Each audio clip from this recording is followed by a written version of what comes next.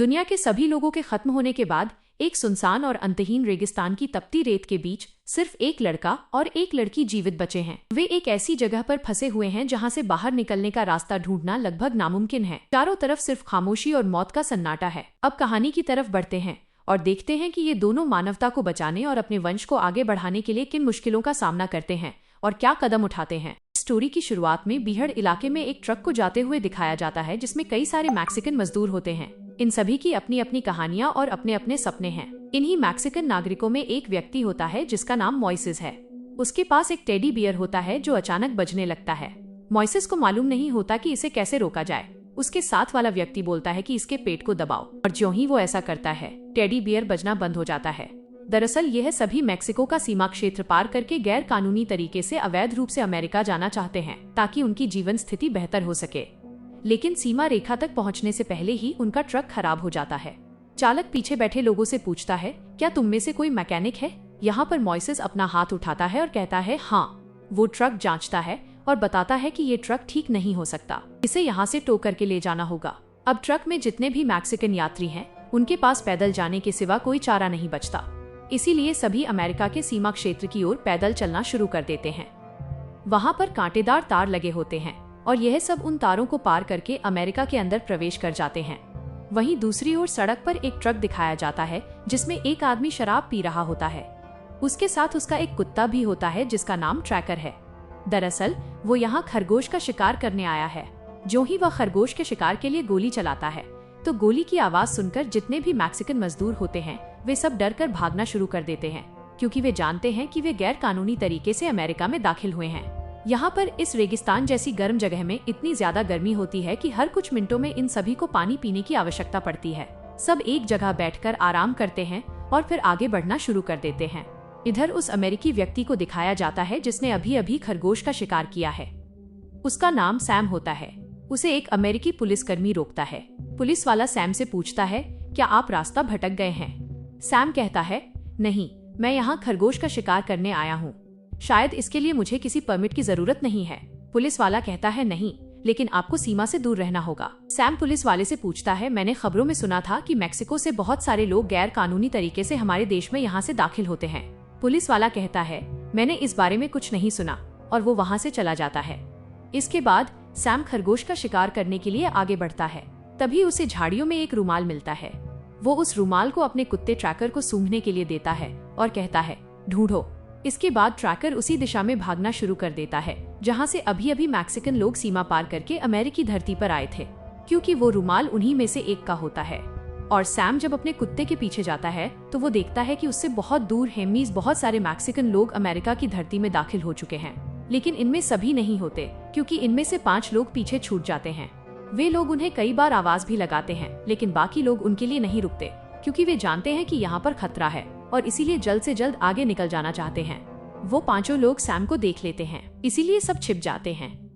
लेकिन तभी वो देखते हैं कि सैम अपनी राइफल निकालता है और एक एक करके सबको निशाना बनाना शुरू कर देते हैं। जितने भी लोग खुले मैदान में होते हैं सैम उन सबको गोली मार देता है।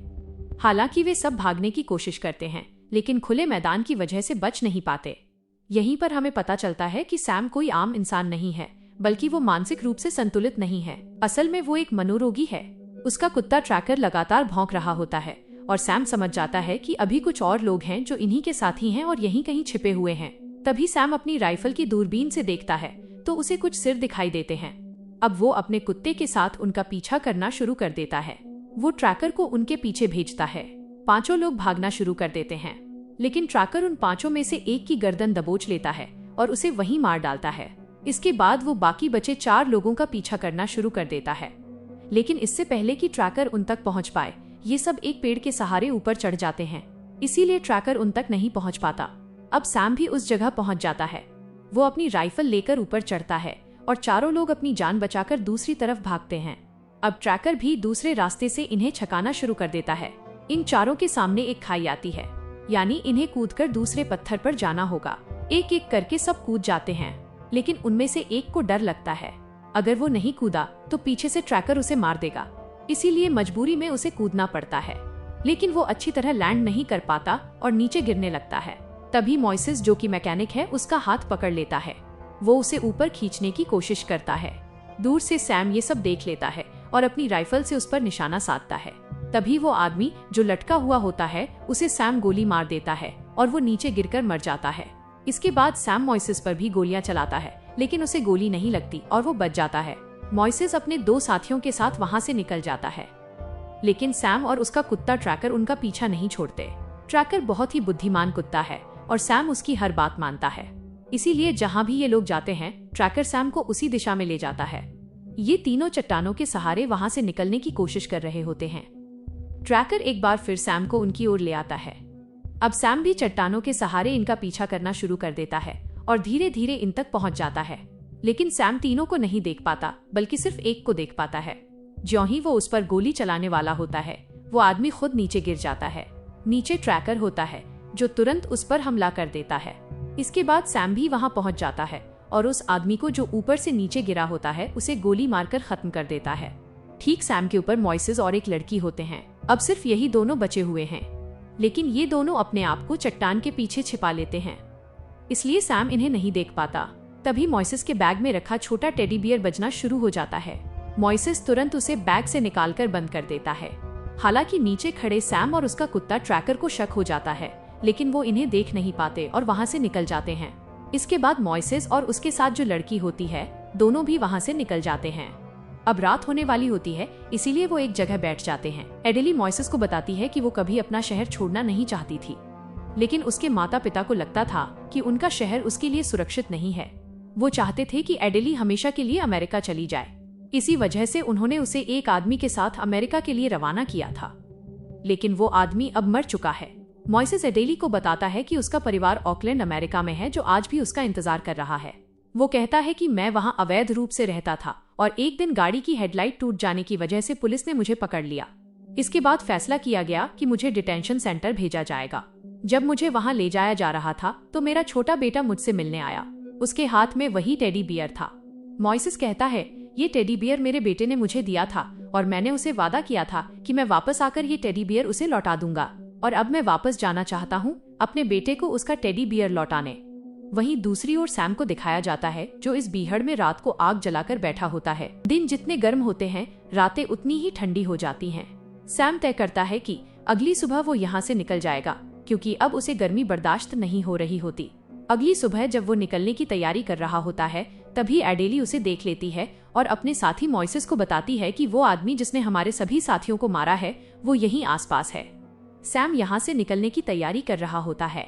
उसका कुत्ता ट्रैकर सो रहा होता है, लेकिन अचानक चौंक कर उठ जाता है और उसी दिशा में दौड़ पड़ता है जिस तरफ मॉइसेस और एडेली हैं। सैम भी अपनी बंदूक लेकर उसके पीछे भागता है। जब वो ट्रैकर तक पहुंचता है तो देखता है कि वहां एक टेडी बियर पड़ा है, जिसमें से संगीत और बच्चे की आवाज आ रही होती है। सैम समझ जाता है कि इन दोनों ने उसे बेवकूफ बनाने के लिए योजना बनाई है। तभी वो अपनी गाड़ी की तरफ देखता है और देखता है कि मॉइसेस और एडेली उसकी गाड़ी की ओर भाग रहे हैं। सैम दूर से उन पर गोलियां भी चलाता है, लेकिन उन्हें लगती नहीं। ट्रैकर अब गाड़ी की ओर दौड़ पड़ता है। वहीं मॉइसेस लगातार गाड़ी का दरवाजा खोलने की कोशिश कर रहा होता है, लेकिन इससे पहले कि ट्रैकर उन तक पहुंचे, मॉइसेस दरवाजा खोल लेता है और दोनों गाड़ी के अंदर बैठ जाते हैं। मॉइसेस बड़ी मुश्किल से गाड़ी स्टार्ट करता है और ये दोनों वहां से निकल जाते हैं। मॉइसेस कहता है, अब मैं गाड़ी सीधा शिकागो ले जाऊंगा, हमें कोई नहीं पकड़ सकता। लेकिन तभी एडेली के कंधे पर गोली लग जाती है और उनकी गाड़ी का संतुलन बिगड़ जाता है, जिससे गाड़ी पलट जाती है। इस दुर्घटना में मॉइसेस को चोट नहीं लगती। वो एडेली को बाहर निकालकर पास में खड़े एक कैक्टस के नीचे बैठा देता है। वो गाड़ी से फर्स्ट एड किट लाता होता है और जब वो उस डिब्बे को खोलता है तो देखता है कि उसके अंदर एक फ्लेयर गन और 2 गोलियां हैं। वो एडेली से कहता है, मैं तुम्हें यहाँ छोड़कर जा रहा हूँ क्योंकि तुम घायल हो और अब चल नहीं सकती। एडेली रोकर कहती है, मुझे मत छोड़ो, अगर तुम चले गए तो वो मुझे मार देगा। मॉइसेस कहता है, अगर मैं यहाँ रुका तो वो हम दोनों को मार देगा। मेरा एक बेटा है, मैंने उससे वादा किया था, मैं उसके पास वापस जाना चाहता हूँ। इसके बाद मॉइसेस एडेली को वहीं छोड़कर फ्लेयर गन लेकर निकल जाता है। दूसरी ओर सैम ट्रक तक पहुंचता है, लेकिन वहां उसे कोई नहीं मिलता। तभी उसे आसमान में फ्लेयर गन का शॉट दिखाई देता है, जो मॉइसेस ने जानबूझकर चलाया होता है ताकि सैम का ध्यान उस ओर जाए और एडेली कुछ देर के लिए बच सके। सैम अपने कुत्ते ट्रैकर से कहता है, उस लड़की को छोड़ दो, वो ज्यादा देर तक जिंदा नहीं बचेगी। उस आदमी का पीछा करो। ट्रैकर मॉइसेस के पीछे भागता है। मॉइसेस कैक्टस के पौधों के बीच छिप जाता है और ज्यों ही ट्रैकर वहां पहुंचता है वो उस पर गोली चला देता है। ट्रैकर बुरी तरह घायल हो जाता है। सैम जब वहां पहुंचता है तो देखता है कि उसका सबसे प्यारा कुत्ता अपनी आखिरी सांसें ले रहा है। मजबूरी में वो अपने ही ट्रैकर को गोली मारकर उसकी तकलीफ खत्म करता है। इस पल से सैम का गुस्सा और दर्द कई गुना बढ़ जाता है। अब वो किसी भी कीमत पर मॉइसेस को खत्म करना चाहता है। सैम उसका पीछा करता है। गोलियां चलती हैं और आखिरकार दोनों एक चट्टान के ऊपर पहुंच जाते हैं। मॉइसेस वहां छिपा होता है और मौका देखकर सैम पर झपट पड़ता है। दोनों चट्टान से नीचे गिर जाते हैं। गिरने से सैम का पैर बुरी तरह टूट जाता है। उसकी हालत नाजुक हो जाता है। साथ ही उसकी राइफल भी उससे दूर गिरती है। जो ही वो रेंगते हुए राइफल उठाने की कोशिश करता है, मॉइसेस उसे पहले राइफल उठा लेता है और उस पर तान देता है। मॉइसेस कहता है, तुमने हमें ऐसे मारा जैसे हम जानवर हो। सैम डर कर कहता है, मुझे मत मारो प्लीज, मेरी जान मत लेना। मॉइसेस ठंडे लहजे में जवाब देता है, मैं तुम्हें गोली नहीं मारूंगा, तुम्हें यह रेगिस्तान अपने आप मार देगा। इतना कहकर मॉइसेस वहां से चला जाता है। सैम मदद की भीख मांगता है लेकिन मॉइसेस उसकी तरफ देखता तक नहीं। फिर वो वापस एडिली के पास पहुंचता है जो लगभग बेहोश हो चुकी होती है। मॉइसेस उसे अपने कंधे पर उठाता है और कहता है, हिम्मत मत हारो, हम यहाँ से निकल जाएंगे। वो उसे कंधे पर उठाकर चलता है। पूरा दिन रेगिस्तान पार करने के बाद आखिरकार उसे सामने से गाड़ियों की रोशनी दिखाई देती है, यानी कि हाईवे तक पहुंचना मतलब बच जाना। और इसी के साथ ये कहानी यहीं खत्म होती है।